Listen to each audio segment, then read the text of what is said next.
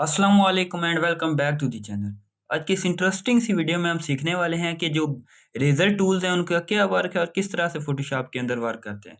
Quickly हम देख लेते हैं कि हमारे पास यहाँ पे कौन कौन से रेजर टूल्स अवेलेबल हैं। तो यहाँ पे हमारे पास सबसे पहला रेजर टूल है, दूसरा बैकग्राउंड रेजर टूल है और तीसरा मैजिक रेजर टूल है। सबसे पहले जो से हम रेजर टूल को देख लेते हैं कि रेजर टूल का क्या वर्क। लेकिन वीडियो की जानिब बढ़ने से पहले आपसे एक छोटी सी रिक्वेस्ट है कि वीडियो को लाइक कर दें, चैनल को सब्सक्राइब भी कर दें, साथ के बेल आइकन पे भी प्रेस कर दें ताकि आप हमारी लेटेस्ट आने वाली वीडियोस आप तक पहुंचती रहे। चलिए शुरू करते हैं वीडियो को। सबसे पहले रेजर टूल को देख लेते हैं। सिंपली इसका क्या वर्क है कि ये आप सबको पता ही है कि सिंपली रेस करने के काम आता है जिस तरह के यूं ही हम अब इसमें भी दो चीजें हैं। सबसे पहले अब देख लेते हैं कि हमारे पास ये एक लेयर है जो कि बैकग्राउंड लेयर है। इसके अलावा हमारे पास कोई और लेयर मौजूद नहीं है। जैसे ही हम यहाँ पे इसको इरेज करना शुरू करेंगे तो आप देख सकते हैं कि यहाँ पे ये व्हाइट कलर फिल करना शुरू कर देता है। व्हाइट कलर इसलिए ये फिल कर रहा है क्योंकि एक तो हमारे पास यहाँ पे कोई और लेयर मौजूद नहीं है, दूसरी ये है कि ये बैकग्राउंड लेयर है और ये लॉक हुई हुई है, ठीक है।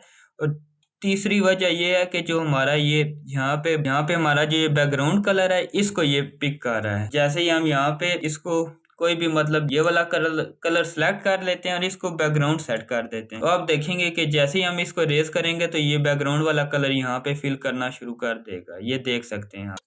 तो सिंपली इसके लिए आपको क्या करना है, आपको सिंपली आपने यहाँ से इसको डबल क्लिक करके ये जो लॉक है इसको खत्म कर देना है, इसको रिमूव कर देना है। तो उसके बाद जैसे ही आप इसको इरेज करना शुरू करेंगे तो ये ट्रांसपेरेंट इमेज में इसको इरेज करना शुरू कर देगा। पहले इस वजह से फिल कर रहा था क्योंकि एक तो हमारे पास बैकग्राउंड लेयर थी और वो लॉक हुई हुई थी और इसके अलावा कोई लेयर मौजूद नहीं थी, और साथ जो सा ये फिल कलर उस पर करना शुरू कर दे। तो इरेजर के लिए सिंपली आपने सबसे पहले लेयर को अनलॉक कर देना है, उसके बाद फिर आपने उसको इरेज करना शुरू करना है, तब जाके जो है ये उसको ट्रांसपेरेंट इमेज में इरेज करना शुरू कर देगा। ये देख सकते हैं इरेजर का सिंपली यही काम है कि आप किसी भी इमेज में से कोई ऑब्जेक्ट को रिमूव करना चाहते हैं तो वो सिंपली रिमूव करना शुरू कर देगा। अच्छा, इसमें भी आपके पास यहाँ पे ब्रशेज आ जाते हैं। कोई और आप अगर ब्रश इसमें यूज करना चाहते हैं तो वो भी आप यहाँ पे यूज कर सकते हैं। जिस तरह हमारे पास ये ब्रशेज अवेलेबल हैं तो यहाँ से कोई भी सिलेक्ट आप कर सकते हैं। जिस तरह के हमने ये वाला एक सिलेक्ट कर दिया है, इसकी जो हार्डनेस है ये 100% पे हुई हुई है। तो जैसे ही हम इसको इरेज करते हैं, ये आप देख सकते हैं कि ये इसको इरेज करना शुरू कर देता है। लेकिन अगर हम इसकी हार्डनेस को 0 पे कर देते हैं तो ये आप देख सकते हैं कि जिस तरह ब्रश टूल से किसी भी चीज पे हम स्मूथली कलर फिल करते हैं तो इसी तरह ये इरेजर टूल भी स्मूथली किसी भी चीज को रिमूव कर रहा है। ये आप देख सकते हैं। तो उम्मीद करता हूँ कि ब्रश इरेजर टूल की तो आपको समझ आ गई होगी। तो नेक्स्ट जो है ना हमारे पास आ जाता है background eraser tool. Background eraser tool का क्या वर्क है कि वो भी हम देख लेते हैं। यहाँ से सबसे पहले हिस्ट्री में आके इसको दोबारा से सेट कर देते हैं बाय डिफॉल्ट पे। अच्छा, बैकग्राउंड इरेजर टूल का क्या वर्क है कि इसमें यहाँ पे आपको 3 प्रॉपर्टीज नजर आ रही हैं। सबसे पहली वाली प्रॉपर्टीज जो सी ये कंटिन्यूस है। अब इसका वर्क क्या होता है कि जैसे ही आप देख लेते हैं कि यहाँ पे हमने एक मरतबा इसको सिलेक्ट कर लिया, ये देखिए ये रिमूव कर रहा है, लेकिन जैसे जैसे हम इस ब्रश को नीचे लेके आते रहेंगे ये कंटिन्यू सैंपल कर रहा है और वो एरिया रिमूव करता जा रहा है। ये आप देख सकते हैं इस ब्रश का यही वर्क है ये कि ये कंटिन्यू जो है रिमूव करता जा रहा है। अब इसमें जो हमारे पास सेकंड वाला ऑप्शन है ये क्या है कि सैंपलिंग करता है वंस, मतलब एक दफा एक ही ऑब्जेक्ट को, यानी ये वन टाइम सैंपल करता है। इसको हम सिलेक्ट कर लेते हैं तो अब देखेंगे कि जैसे ही हम ये आपको इसमें ये प्लस का आइकन नजर आ रहा है सर्कल के अंदर, तो जैसे ही हमने इस पे एक मरतबा क्लिक किया है तो ये अब इसने सैंपल कर लिया। तो जैसे जैसे अब हम इसको मूव करते रहेंगे तो ये एक जैसी जो ऑब्जेक्ट है उनको रिमूव करता जाएगा। ये देख सकते हैं कि ये नीचे वाला एरिया रिमूव नहीं करा क्योंकि इसने एक मरतबा ही सैंपल किया है। और एक और चीज का आपने ध्यान रखना है कि जैसे आपने माउस से एक मरतबा सैंपल कर लिया तो माउस को बार बार आपने छोड़ के दोबारा से सिलेक्ट नहीं करना, क्योंकि अगर बार बार आप सिलेक्ट करेंगे तो वो आपका फिर वो एरिया रिमूव करता जाएगा। तो ये बात आपको समझ आ गई होगी। जब भी आपने इसकी मदद से कोई भी ऑब्जेक्ट रिमूव करना है तो आपने वंस एक मरतबा सिंपल कर लेना है, उसको फिर आपने मूव करते रहना है तो वो आपका एरिया ये रिमूव करता जाएगा। ये देख सकते हैं क्योंकि इसने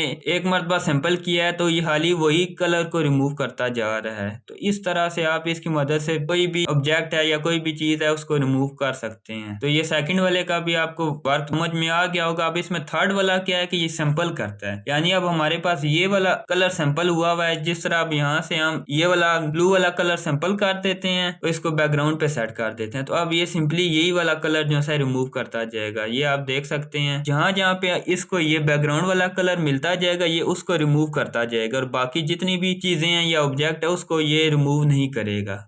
यानी उन चीजों को वो छोड़ देगा, बस जो हमारा सिंपल एरिया है उसी को रिमूव करता रहेगा। उम्मीद करता हूँ कि आपको बैकग्राउंड इरेजर टूल की तो समझ आ गई होगी। अब इसमें लास्ट और थर्ड वाला जो है मैजिक इरेजर, इसका वर्क क्या है कि सबसे पहले हम इसको बाय डिफॉल्ट पे सेट कर देते हैं। अब यहाँ पे इसका वर्क क्या है, जिस तरह हमारे पास एक मैजिक वांड था, मैजिक वांड में इसका क्या वर्क था कि ये एक मरतबा ही सारे को सिलेक्ट कर लेता, मिलता जुलता जितना भी एरिया आता है उसको एक मरतबा में ही सैंपल कर लेता है। तो मैजिक इरेजर भी कुछ इसी तरह से वर्क करता है। अब इसका वर्क क्या है ये देख लेते हैं। मैजिक इरेजर को सिलेक्ट कर लेते हैं, तो जैसे ही मैं यहाँ पे एक मरतबा क्लिक करूंगा तो ये देखें कितने क्विकली इसने एक जैसा एरिया जो है रिमूव कर दिया है। आप इसकी मदद से कोई भी मतलब एक जैसा एरिया उसको रिमूव करना चाहते हैं क्विकली, तो आप इसकी मदद से बहुत ही आसानी के साथ रिमूव कर सकते हैं। ये आप देख सकते हैं कि इसने कितनी आसानी के साथ ये एरिया रिमूव कर दिया है। यहाँ से हमने इसका स्काई रिमूव कर दिया। अगर हम यहाँ पे कोई और इमेज लेके आना चाहते हैं तो वो भी हम यहाँ पे लेके आ सकते हैं। तो वो देख लेते हैं कि हम किस तरह से लेके आ सकते हैं। तो हमने यहाँ पे एक और इमेज ओपन की हुई है,